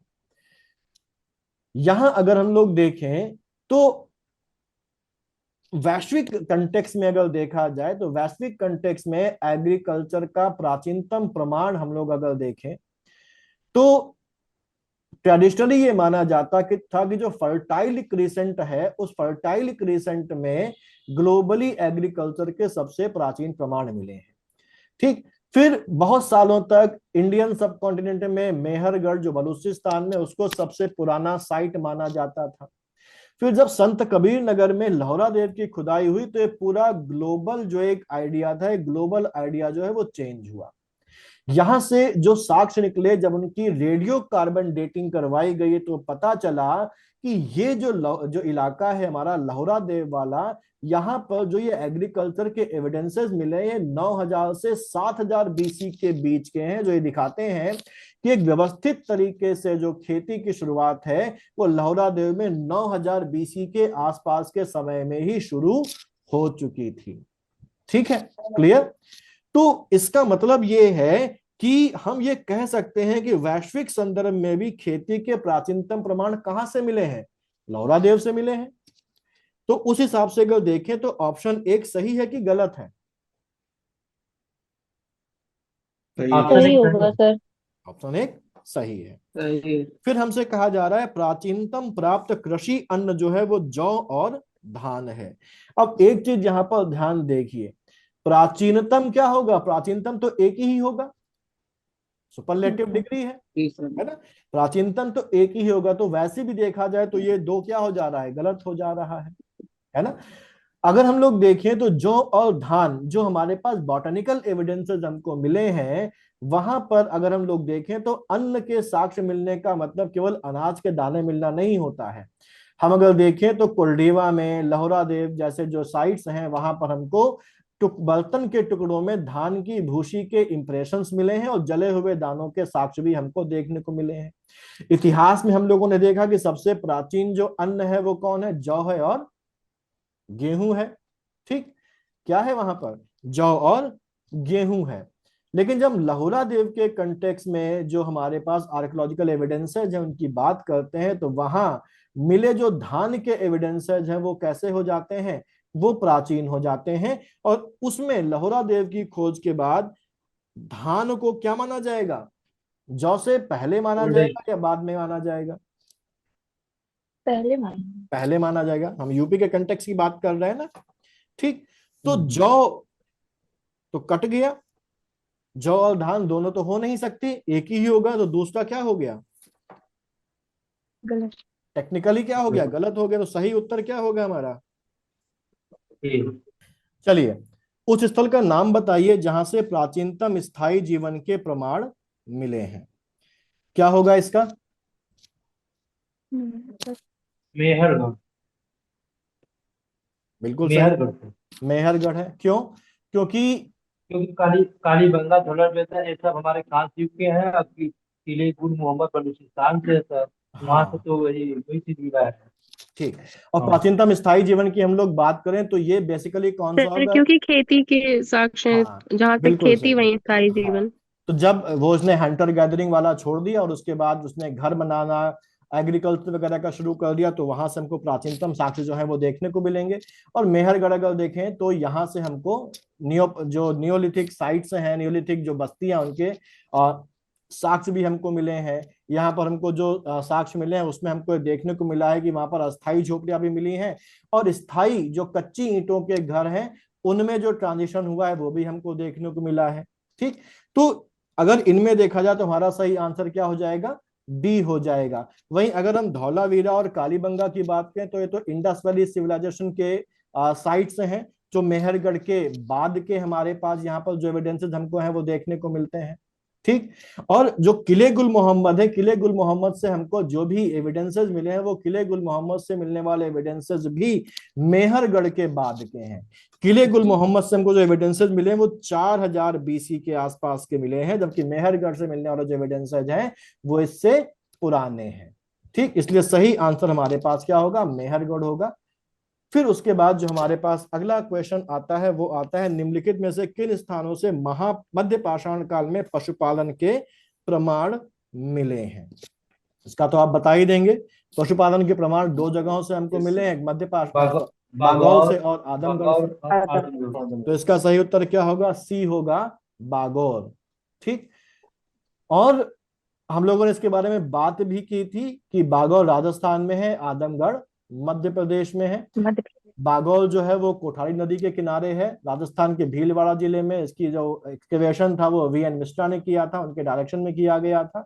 हम लोगों ने ये भी बात की थी कि सबसे बड़ा मेजोलिथिक साइट है जहां पर भेड़ बकरियों के पालने के एविडेंसेस मिले हैं, जो ये बताते हैं कि यहाँ पर पशुपालन जो है वो शुरू हो चुका था। और बागौर से हमको माइक्रोलिथ भी मिले हैं। माइक्रोलिथ अगर कहीं से मिलता है तो वो कौन से पीरियड को इंडिकेट करता है, मध्य पाषाण। मेजोलिथिक, बिल्कुल सही, मध्य पाषाण काल। अच्छा, यहाँ पर कुछ नाम आए हमारे पास, जैसे एक लखनिया आया है। लखनिया कहाँ पर है, मिर्जापुर में है। मिर्जापुर। मिर्जापुर यानी कि उत्तर प्रदेश में हो गया, विंध्यन रीजन में हो गया। और हम लोगों ने इसके बारे में बात की थी, यहाँ से क्या मिला है, रॉक पेंटिंग्स मिली हैं। यहाँ से हमको क्या मिला है, रॉक पेंटिंग्स मिली हैं जो मेजोलिथिक पीरियड से रिलेटेड है, जिसमें शिकार वगैरह और बाकी सारी जो उनकी कम्युनिटी लाइफ है उसको दिखाने वाले चित्र यहाँ पर बनाए गए हैं। ठीक है, लेकिन एक बात और ध्यान रखें, लखनिया से भी हमको पशुपालन के प्रमाण जो है वो देखने को मिले, लेकिन उतने प्रमाणिक जो प्रमाण है वो यहाँ से नहीं मिले हैं जो हमको आदमगढ़ और बागौर से मिले हैं। ठीक, फिर हमारे पास बोरी। बोरी हम जानते हैं कहाँ पर है, पुणे में है, महाराष्ट्र। हाँ महाराष्ट्र में, पुणे में। कौन सी नदी घाटी में है, किस नदी के तट पर है। सर मूला में। नहीं भाई, कुकड़ी, कुकड़ी। ठीक है, और ये जो बोरी है ये किससे रिलेटेड है, ये मेजोलिथिक पीरियड या पशुपालन से संबंधित नहीं, ये पूरा पाषाण काल से संबंधित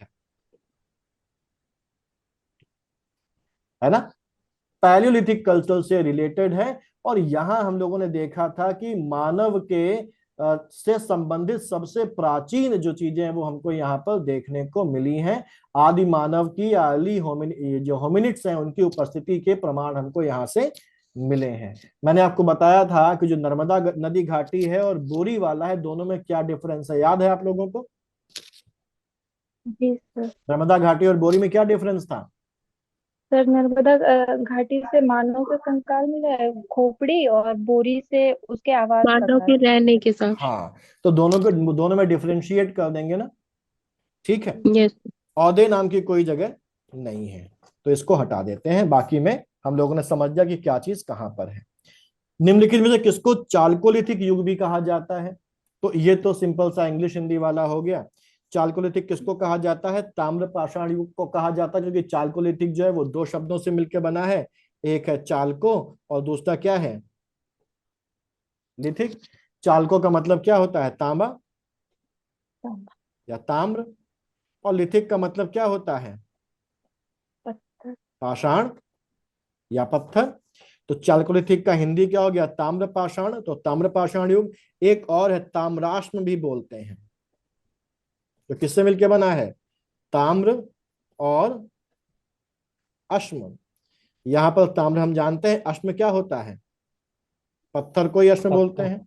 तो चालकोलिथिक को हिंदी में ताम्र पाषाण भी बोलते हैं और ताम्राश्म भी बोलते हैं। तो अगर कहीं ताम्राश्म लिखा मिल जाए तो भी कंफ्यूज नहीं होना है। समझ में आ गई बात ये? ठीक। तो ये वो पीरियड है जब इंसान जो है वो पत्थर से पूरी तरीके से पत्थर पर डिपेंडेंट नहीं था और तांबे का इस्तेमाल करना भी उसने शुरू कर दिया था। ठीक। फिर हमारे पास जो अगला आता है वो आता है आहड़ कल्चर के बारे में। आहड़ सभ्यता पढ़ी हुई है ना? चालकोलिथिक कल्चर आप लोगों ने पढ़ा है। Yes sir. और यहाँ पर ये कहा जा रहा है आहड़ सभ्यता के बारे में निम्न कथनों पर विचार कीजिए। पहला है, आहड़वासी तांबा गलाना जानते थे। ये लोग चावल से परिचित नहीं थे। धातु का काम आहड़ व्यवस्था की अर्थव्यवस्था का एक साधन था। यहाँ से काले लाल रंग के मृदभांड मिले हैं जिन पर सामान्यतः सफेद रंग से ज्योमेट्रिकल जो आकृतियां हैं वो उकेरी गई हैं, और सही विकल्प का हमको यहाँ पर चयन करना है। एक एक करके इन विकल्पों को समझ देते हैं। पहली चीज है, आहड़वासी तांबा गलाने की तकनीक जानते थे। तो अगर हम लोग देखें तो जो आहड़ है बेसिकली ये ताम्र पाषाण काल का ही एक स्थल है, और अगर ये जी ताम्र पाषाण काल का स्थल है तो वो लोग तांबे का इस्तेमाल करते होंगे, और तांबे से चीजों को बनाने के लिए तांबे को गलाए जाने की जरूरत पड़ती रही होगी। तो इसका मतलब यह है कि तांबा गलाना जानते थे, इसमें कोई दो राय नहीं है, कोई शक नहीं है। तो ये क्या हो गया? सही सही हो गया। आहड़ में जो तांबा है उसके आधार पर आहड़ का एक नाम और है, ताम्बवती भी आहड़ को बोलते हैं। ध्यान रखिएगा, आहड़ का एक नाम ताम्बवती भी है। ठीक। यहां से तांबे की बहुत सारी चीजें मिली है। तांबे की कुल्हाड़ी मिली है, तांबे की चूड़ियां मिली हैं, तांबे की चाकुएं मिली हैं, और बहुत सारे तांबे की चीजें मिली हैं जो तांबे को गलाकर ही बनाई गई होंगी। दूसरा है, ये लोग चावल से परिचित नहीं थे। अगर हम लोग ये देखें तो यहाँ पर जो पुरातात्विक एक्सकेवेशंस हुए हैं, आर्कियोलॉजिकल एक्सकेवेशंस हुए हैं, तो यहाँ आहड़ से भी हमको चावल या धान के अवशेष मिले हैं, और थोड़ी बहुत मात्रा में नहीं, बड़ी मात्रा में मिले हैं। और केवल चावल ही नहीं, यहाँ से ज्वार मिला है, बाजरा मिला है, और दूसरी फसलों के एविडेंसेस भी देखने को मिलते हैं जो बताते हैं कि जो आहड़ के लोग थे वो एग्रीकल्चर में भी इन्वॉल्व थे। ठीक। तो क्योंकि चावल के एविडेंसेस मिले हैं तो इसका मतलब दो क्या हो गया? गलत हो गया। गलत। ठीक। तीसरा कथन है कि धातु का काम आहड़ वासियों की अर्थव्यवस्था का एक साधन था। तो आहड़ सभ्यता जो है बेसिकली अगर हम लोग देखें तो ये वो इलाका है जहां पर तांबा जो है प्रचुर मात्रा में मौजूद था। ये तांबे का धातु कर्म भी करते थे, मेटल वर्किंग भी करते थे, तांबे की मेटलर्जी से भी परिचित थे। तो इसका मतलब क्या है कि तांबे से संबंधित चीजों का व्यापार वगैरह भी तो करते होंगे। ठीक। अभी हम लोग इंडस वैली सिविलाइजेशन हम लोग पढ़ेंगे तो वहां पर हम लोग देखेंगे कि इंडस वैली के लोग जो तांबा प्राप्त करते थे वो नहीं चालकोलिथिक साइट्स के लोगों से प्राप्त करते थे। तो ये बोल सकते हैं कि हाँ, धातु का काम जो था वो आहड़ वासियों की अर्थव्यवस्था का एक साधन रहा होगा। ठीक। तो तीसरा क्या हो गया? सही हो गया। चौथे की अगर हम लोग बात करें तो काले लाल रंग के मृदभांड यहां पर मिले हैं जिन पर सामान्यतः सफेद रंग से ज्यामितीय आकृतियां उकेरी गई हैं। हम लोगों ने जब क्लास करी थी तो मैंने आपको बताया था कि जो रेड ब्लैक वेयर है, लाल काले मृदभांड या ताम्र लोहित मृदभांड है, ये किस काल से संबंधित है? ताम्र पाषाण काल से संबंधित है। याद होगा आप लोगों को। तो ये जो यस मृदभांड सर। हमको मिल रहे हैं ये काले और लाल मृदभांड हैं जिन पर सफेद रंग से ज्योमेट्रिकल जो जो आकृतियां हैं वो बनाई गई हैं। तो ये चौथा वाला क्या है, सही है कि गलत होगा? चौथा सही है सर। ये चौथा भी सही है सही है। सर। यानी कि पहला, तीसरा और चौथा ये तीनों सही हैं, दूसरा वाला गलत है। तो सही ऑप्शन क्या होगा? ए। ए सही ऑप्शन होगा। इसमें किसी को कोई डाउट समझ में आ गया ये वाला पॉइंट? कोई डाउट नहीं। फिर अगला है हमारे पास, आहट अथवा बनास संस्कृति किस संस्कृति की समकालीन थी? हड़प्पा संस्कृति, मुगल कालीन, मौर्य कालीन, गुप्त कालीन। तो ये सवाल ही देखने में हमको क्या लग रहा है, बिल्कुल बेकार लग रहा ये है। गलत है, गलत बेकार लग रहा है क्योंकि रॉन्ग है सर। ना ना, रॉन्ग नहीं है, रॉन्ग नहीं है, सवाल तो सही है, लेकिन 3 ऑप्शंस अपने आप ही हम पहचान जाएंगे कि नहीं है। सही ऑप्शन हमारे सामने आ जाएगा हड़प्पा संस्कृति। जी याद सर। करिए, मैंने तो बताया था, सुनिए मेरी बात पहले, मैंने बताया था कि ताम्र पाषाण काल संस्कृति जो है ये हड़प्पा सभ्यता के पैरेलल चल रही थी, याद करिए आप लोग। और अभी यस कुछ सर। दिन पहले मैंने आपसे बताया कि हड़प्पा सभ्यता के जो लोग थे वो तांबा कहां से लेके आते थे? इसी ताम्र पाषाण काल में एक संस्कृति थी गणेश्वर जोधपुरा संस्कृति। वो भी किसकी संस्कृति है? ताम्र पाषाण काल की ही तो संस्कृति है, जो इंडस वैली सिविलाइजेशन के पैरेलल थी। और इंडस वैली सिविलाइजेशन के लोग उस संस्कृति के लोगों से तांबा लेते थे, है ना? ठीक। तो चालकोलिथिक कल्चर और इंडस वैली का जो कल्चर है, ये दोनों क्या चल रहा है? साथ साथ चल रहा है। और अगर आपको याद हो तो मैंने शायद एक बात और बताई थी कि पूरी दुनिया जो है, उस पूरी दुनिया में ये माना जाता है कि चालकोलिथिक कल्चर जो है वो ब्रॉन्ज एज कल्चर के पहले है, जबकि इंडिया में ऐसा नहीं है। इंडिया में चालकोलिथिक और ब्रॉन्ज साथ साथ चल रहा है। ठीक है, जी क्लियर? सर। जी सर। तो ए समझ में आ गया? अगर यस ये सर। पॉइंट आपसे पहले मिस हो गया हो कहीं पर, तो अब आपको क्लियर होना चाहिए कि ये दोनों पैरेलल चल रही हैं, कंटेम्पररी हैं, समकालीन हैं। ठीक, गोविंद जी क्लियर? अब लिख रहे हैं पता व्यवस्था एक समांतर चल रही है। समानांतर चल रही हैं, नोट कर ठीक। नोट कर लिया तुम। हाँ, तो वो क्लास आपने नहीं करी चालकुलिथिक कल्चर वाली? सर ध्यान नहीं, सब दिखे नहीं, राइट कोई में बात नहीं, लिखे अब पता चल गया ना। ठीक। अच्छा, आहड़ सभ्यता को हम लोगों ने भी नाम देखा था, ताम्रवती या ताम्रवती के नाम से भी जाना जाता है, तांबे की वजह से। आहड़ सभ्यता को बनास संस्कृति भी कहा जाता है। आहड़ सभ्यता को बनास संस्कृति क्यों कहा जाता है, कोई बताएगा? बनास नदी के किनारे। बनास नदी के किनारे से। बनास और उसकी सहायक नदियों के किनारे ये विकसित हुई थी। और भी इसके साथ साथ हम लोगों ने कयाथा की बात की थी, मालवा कल्चर वगैरह की भी बात की, तो वो कौन सी नदियों के किनारे थी इसके भी हम लोगों ने देखा था वहां पर। खैर, वो एक अलग बात है। तो इसका आपको क्लियर हो गया। मुगल कालीन, मौर्य कालीन, गुप्त कालीन, तो ये तो इसके हजारों साल बाद, सैकड़ों सालों के बाद आ रही है। तो ये तो बी सी डी तो बिल्कुल बकवास ऑप्शन थे, कोई भी बच्चा भी देख के कह देगा कि हाँ ए ही सही है। ठीक। फिर अगली चीज आती है, किस एक पुरा स्थल से पाषाण संस्कृति से लेके हड़प्पा सभ्यता तक के सांस्कृतिक अवशेष जो हैं वो मिले हैं? ये बताया है मैंने, कौन है वो जी जगह? Amri sir, Amri sir. मेहरगढ़, मेहरगढ़। नहीं सर, मेहर। हाँ, ठीक है, मेहरगढ़। मेहरगढ़ से हमको पूरी सभी जगहों के साक्ष्य मिले हैं। ये इंडियन सब कॉन्टिनेंट में एक ऐसा आर्कियोलॉजिकल साइट है जो ह्यूमन डेवलपमेंट के एक बहुत लंबे पीरियड को दिखा रहा है। यहां पर अगर हम लोग देखें तो पाषाण कल्चर का जो नव पाषाण युग है, वहां से लेके इंडस वैली सिविलाइजेशन तक जो भी डेवलपमेंट हुआ है, उन सभी के एविडेंसेस हमको यहाँ पर देखने को मिलते हैं। कल्चरल कॉन्टिन्यूटी हमको देखने को मिलती है। जब यहाँ पर खुदाई करी गई तो अलग अलग लेवल्स हमको देखने को मिले। यहाँ पर हमको स्टोन एज से, यानी कि जो नवपाषाण काल से के एविडेंसेस मिले, और पूरा डेवलपमेंट हम लोगों को यहाँ पर देखने को, हम लोगों ने कुछ देर पहले भी इसकी बात की थी। वहीं अगर हम लोग आमरी की बात करें, कोट डीजी की बात करें, कालीबंगा की बात करें, तो ये इंडस वैली सिविलाइजेशन के सेंटर्स हैं। और यहाँ बेसिकली जो प्री हड़प्पन एरा है वहां के एविडेंसेस हमको देखने को मिलते हैं। लेकिन जितना पुराना एविडेंस मेहरगढ़ से देखने को मिलता है, उतना हमको इन बाकी जगहों से देखने को नहीं मिलता। क्लियर? ठीक। एक एक करके यहाँ पर अगर हम लोग तो मेहरगढ़ जानते हैं, आमरी के बारे में भी हम लोग कुछ देर पहले पढ़ चुके हैं। कोट डीजी एक नाम आया, इसको देख लें। कोट डीजी जो है, इसका जो एक्सकेवेशन है वो किसने किया था? कोट डीजी का जो एक्सकेवेशन है वो 1955 में हुआ था, और ये एक्सकेवेशन जो है वो किया था फजल अहमद खान ने। अब यहाँ पर ध्यान रखिए, अगर मैं फजल अहमद खान या दयाराम साहनी वगैरह का नाम कहीं लेता हूं, इसका मतलब नहीं कि अकेले फावड़ा लेके पहुंच गए थे और खोदना शुरू कर दिया था।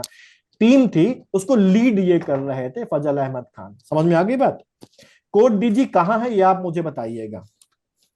किसी को पता है कहाँ है, कोड दीजिए। सर पाकिस्तान में ही। अच्छा, आगे देखते हैं। नवदा टोली का, नवदा टोली पढ़ा है आप लोगों ने? जी सर। ठीक, नवदा टोली हम लोगों ने यही चालकुलिथिक में पढ़ा है। और यहाँ पर बताया जा रहा है कि इसका उत्खनन किसने किया था, इसका एक्सकेवेशन किसने किया था। तो नवदा टोली का जो एक्सकेवेशन है, ऑप्शन में हमारे पास के.डी. वाजपेयी हैं, वी.एस. वाकड़कर हैं, एच.डी. सांकलिया है और मॉर्टिमर व्हीलर यहाँ पर हमारे पास ऑप्शन में है। तो अगर हम यहाँ पर नवदा टोली की बात करें तो नवदा टोली का जो एक्सकेवेशन है ये किया था प्रोफेसर एच.डी. सांकलिया ने, यानी कि एच.डी. सांकलिया की लीडरशिप में यहाँ पर खुदाई की गई थी। ठीक है, 1950 का जो डिकेड है उसमें की गई थी। और ये जो एच.डी. सांकलिया है, ये पुणे में एक कॉलेज है, डेक्कन कॉलेज, वहां के प्रोफेसर थे ये। ठीक, समझ में आ गई बात। और इसके बाद अगर हम लोग देखें तो जो नवदा टोली है बेसिकली ये कौन से कल्चर से रिलेटेड है? सर, जोरबे नहीं, मालवा संस्कृति बिल्कुल से। सही, Malwa culture, very good. Malwa संस्कृति की टाइप साइट है ये, मैंने बताया है क्लास में। ठीक, टाइप साइट का मतलब है वो साइट जहां को अगर पढ़ लिया जाए तो पूरी संस्कृति के बारे में पता चल सकता है। ये मेन सेंटर है मालवा कल्चर का। और मालवा कल्चर के जो भी हमको जो स्पेसिफिकेशंस देखने को मिलते हैं वो सारे हमको नवदा टोली में मिल जाते हैं। जैसे बर्तनों की बनावट, घर बनाने के तरीके, औजार वगैरह, वो सारे नवदा टोली, जो नवदा टोली है यहां से मिले एविडेंसेस के बेसिस पर ही डिसाइड किए गए हैं, तय किए गए हैं। ठीक, क्लियर? फिर आगे चलते। अच्छा, वी.एस. वाकड़कर का संबंध किसके साथ है? वी.एस. वाकड़कर का जो संबंध है भीमबेटका की भीमबेटका के साथ है। ठीक है, क्लियर? 5 मिनट का ब्रेक ले लें। जी सर। ओके। ठीक है, कुछ लोग मैसेज कर रहे हैं। तो इस समय जो है वो बजा हुआ है 8:05, हम लोग 8:10 पे आते हैं, केवल 5 मिनट में। ठीक, जी सर। हाँ जी।